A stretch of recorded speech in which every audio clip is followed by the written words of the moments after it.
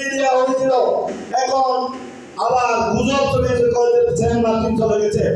আর আমরা আতঙ্কিত হয়ে আমাদের মধ্যে কিছু যাই ফেসবুকে ফুল দিয়ে দিই।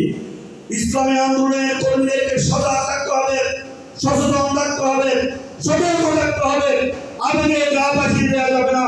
জামাত ইসলামীর নেতৃবৃন্দ নিজেরা নির্দেশনা না দেওয়া পর্যন্ত, বিয়েকে না করা পর্যন্ত, নিজের পক্ষ থেকে কোনো বিয়েকে দিয়ে ব্রিটিশ সরকারি সরকারের অনুসারীদেরকে স্পেস করে দেওয়া যাবে না। এখন একটা শুরু করেছে, গার্মেন্টসকে ব্যর্থ করে দেবে। আমরা শ্রমিক কল্যাণ ফেডারেশন সহ বিএনপির শ্রমিক সংগঠন সহ ব্রিটিশ সরকারের বিরুদ্ধে শ্রমিক সংগঠন করে যারা আছি, আমরা সজাগ এবং সতর্ক আছি।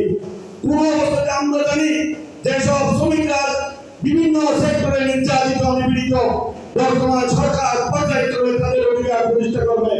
এই মুহূর্তে যারা কোনো কিছু অবসর করার জন্য রাস্তায় আসবে, মনে রাখতে হবে তারা এই সরকারের আপনজন নয়, এরা হচ্ছে আওয়ামী লীগের দূষর, শেখ হাসিনার দূষর। তাদেরকে যেখানে যাবে সেখানে প্রতিরোধ করতে হবে। আজকে এই সম্মেলন থেকে সরকারের কাছে আবেদন করব, আপনারা অন্যায়, অভিযান, জুলুম, সন্ত্রাস, নির্যাতন, টেন্ডারবাজি বন্ধ করার জন্য যেখানে পদক্ষেপ নেবেন আমাদের আমির জামাতের নির্দেশে